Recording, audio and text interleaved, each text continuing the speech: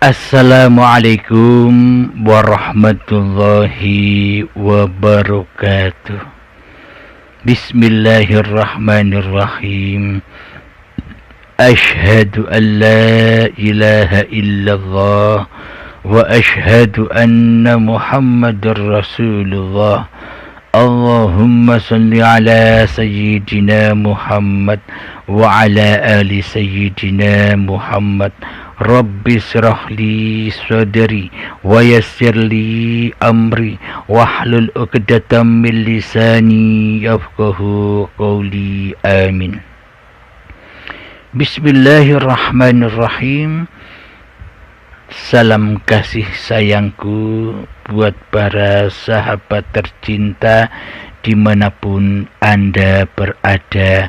Semoga kita selalu di dalam kesehatan dan di dalam kebahagiaan di sisi Allah Subhanahu wa ta'ala.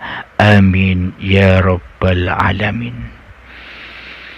Alhamdulillahi rabbil alamin. Kita bertemu kembali di episode yang berjudul bahwa surga itu berada di bawah telapak kaki ibu yang kelima. Di sini kami akan mengkaji bagaimanakah kita mengetahui bahwa amal-amal yang kita kerjakan selama ini diterima oleh Allah atau tidak. Nanti kita jelaskan. Kami melanjutkan kembali di dalam surat Al-Mu'min ayat yang keempat dulu. Nanti biar bisa dipahami bagaimana amal yang diterima dan amal yang ditolak oleh Allah itu. Bismillahirrahmanirrahim. Walladzina hum li furujihim hafizun. Mohon maaf. Ayat yang ketiga, walladzina hum lizakati fa'ilun. Dan orang yang menunaikan zakat. Jadi sudah dijelaskan di episode yang keempat yang lalu bahwa zakat, pengertian zakat yang selama ini kita pahami hanyalah zakat fitrah secara dohir saja, yakni yang kita lakukan di saat malam menjelang hari Lebaran, hari raya Idul Fitri, hari kemenangan.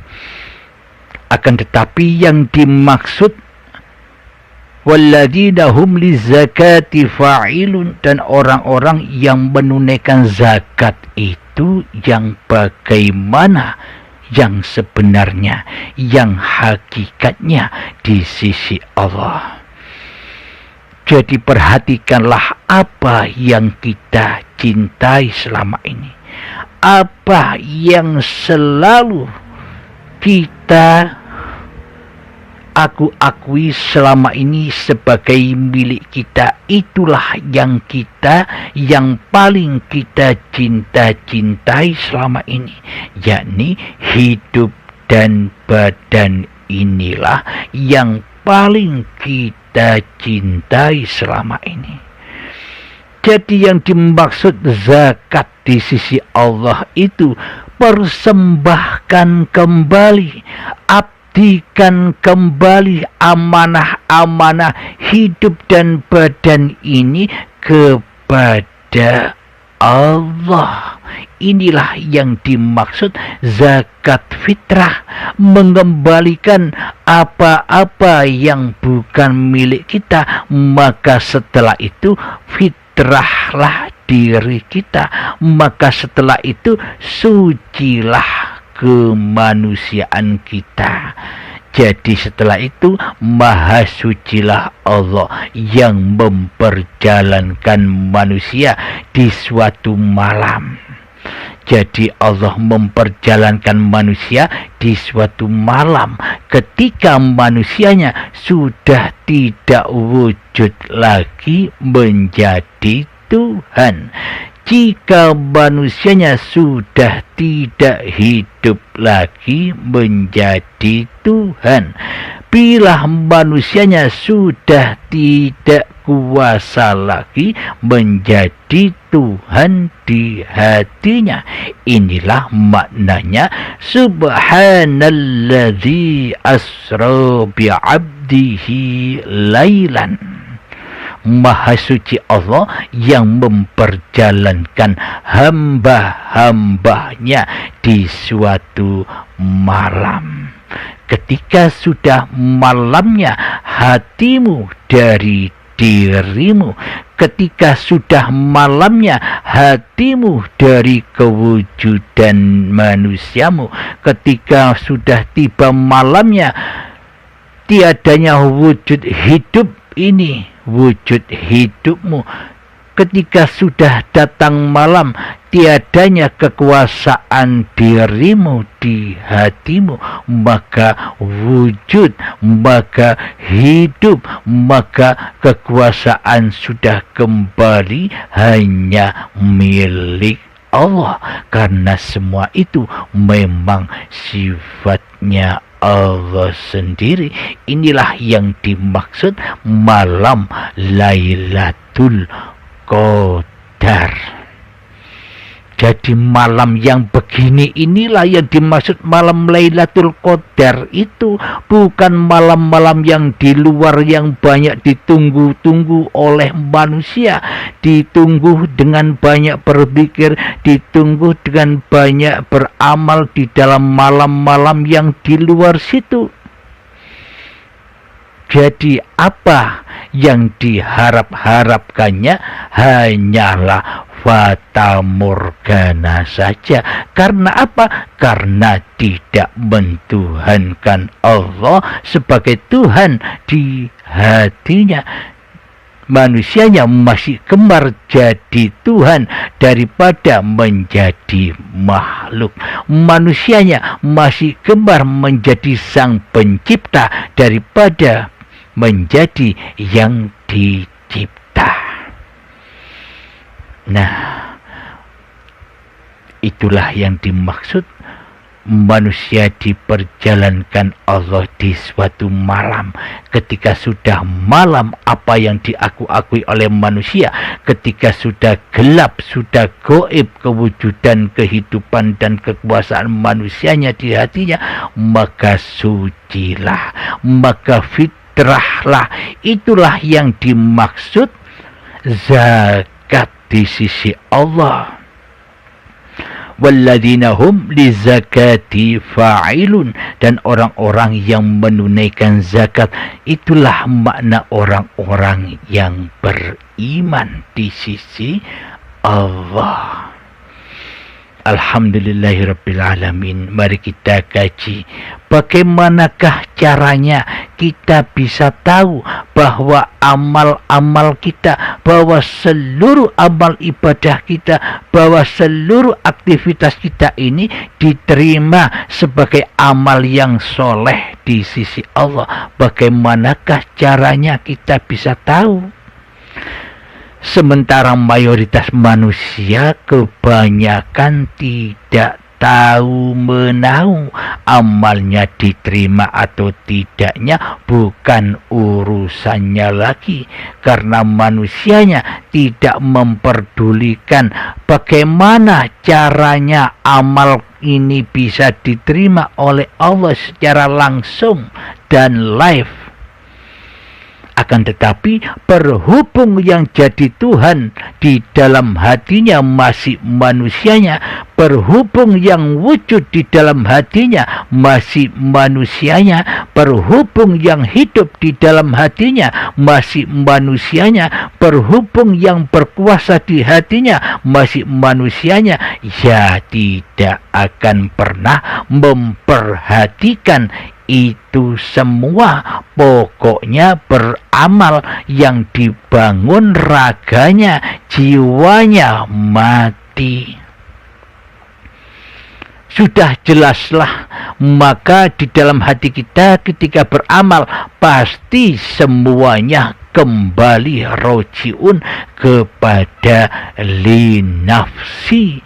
Akulah yang beribadah, akulah yang sholat, akulah yang bisa berderma, akulah yang bisa berzakat, akulah yang bisa berpuasa, akulah yang bisa berhaji, akulah yang bisa beramal soleh. Semuanya diakui dan dituhani oleh manusianya di hatinya.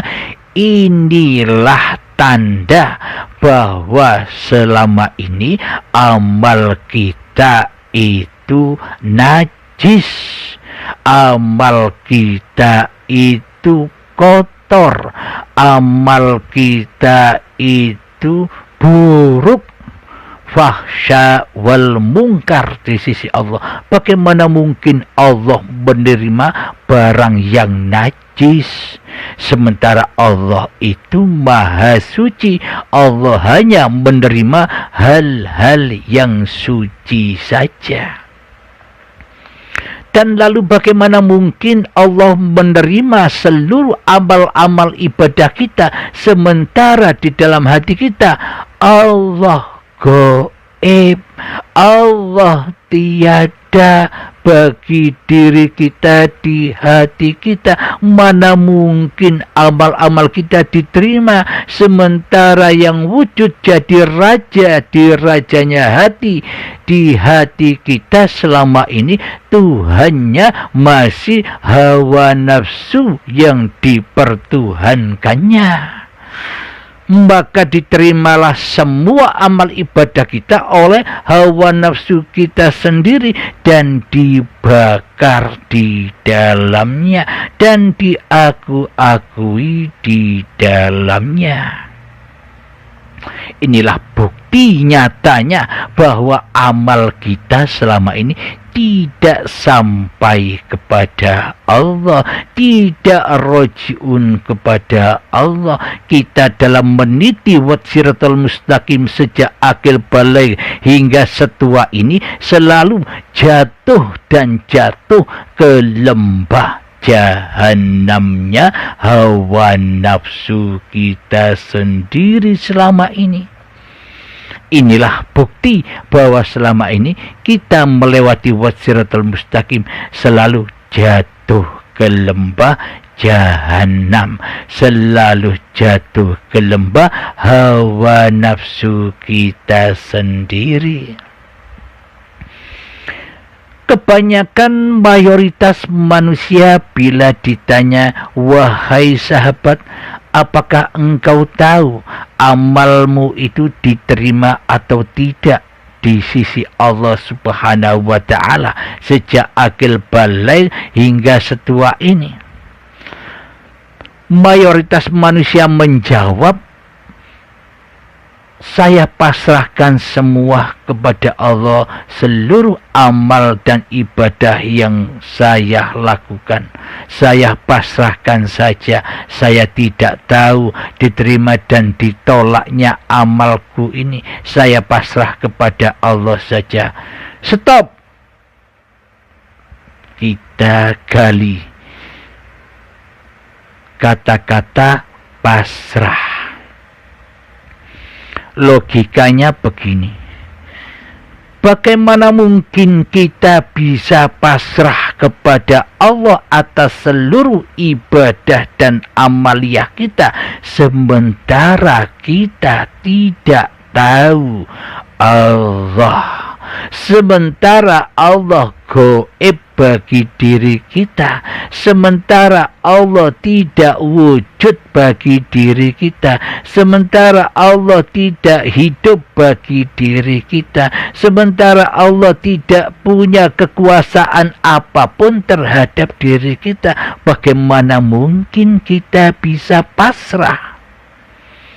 Coba dihayati. Kita gampang ngomong, tapi realitanya takkan pernah kita bisa pasrah sebelum kita tahu, sebelum kita pulang kembali kepada Allah.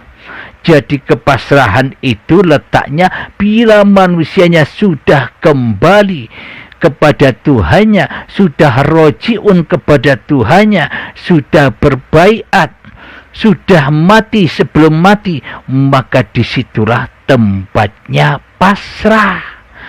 Kalau sudah mengenal Allah, wahai Allah, aku pasrah kepadamu. Apa yang kau perbuat atas diriku, aku pasrah. Karena aku tak bisa apa-apa tanpa dirimu. Inilah hakikat pasrah itu. Bagi orang-orang yang sudah berbaiat saja yang bisa pasrah. Bagi para nabi dan para rasul saja yang bisa pasrah. Bagi para aulia Allah saja yang bisa pasrah. Bagaimana mungkin kita bisa pasrah sementara yang jadi Tuhan di dalam hati kita masih hawa nafsu kita? Tentunya semua amal ibadah dan sholat kita selama ini kita berikan, kita pasrahkan kepada iblis dan syaitan yang ada di dada kita selama ini, dibakar di dalamnya, diakui semua aktivitas dan perbuatan ini sebagai miliknya, sudah terbakar. Inilah tanda-tanda amal yang buruk, amal yang najis, amal yang kotor di sisi Allah. Maka sadarlah wahai manusia, sadarlah, termasuk diri saya sendiri. Semoga kita diberi kesadaran atas seluruh kesalahan, atas seluruh kezaliman, atas seluruh kemurtadan, keateisan, kekufuran, persekutuan hati kita selama ini. Semoga kita disadarkan dan lekas-lekas kembali kepada Allah sebelum Baiatul Akbar datang, yakni syakaratul maut, yang mana dipaksa kembali dengan paksa dan siksa yang amat pedih bagi mereka yang masih terlena di dunia ini dengan kemanusiaannya. Alhamdulillahirabbil alamin. Itu semua yang dikatakan zakat. Jadi nyatalah amal yang diterima dan ditolak itu sekarang di hati kita sudah nyata dan gamblang di dalam babakan beragama dan bertuhan di sisi Allah. Jadi bisa diketahui diterimanya amal dan ditolaknya amal sekarang. Kalau nunggu nanti mati ya sudah tiada lagi. Bagaimana mungkin kita tahu nanti setelah mati? Sekarang saja tidak tahu, apalagi mati. Sekarang saja masih hidup tidak tahu bahwa amal kita diterima atau tidaknya, apalagi nanti kalau sudah mati ya tambah tidak tahu apa-apa. Man kana fi hadhihi a'ma fa huwa fil akhirati a'ma wa adallu sabila. Barang siapa di dunia ini buta mata hatinya, maka di akhirat pun akan semakin butalah dirinya, bahkan tersesat-sesat jalannya menuju Tuhannya. Jadi kapan Anda akan taubatan nasuha? Lewat baiat, lewat berikrar kepada guru pembimbing yang Anda percaya untuk membimbing Anda. Alhamdulillahirabbil alamin. Semoga saya dan kita semua selalu di dalam limpahan rahmat Allah Subhanahu wa ta'ala. Amin ya rabbal alamin. Akhiru kalam, Rabbana atina fid dunya hasanah wa fil akhirati hasanah wa qina adzabannar. Wa sallallahu ala sayyidina Muhammad wa ala alihi wa sahbihi wa sallam. Walhamdulillahi rabbil alamin. Assalamualaikum warahmatullahi wabarakatuh.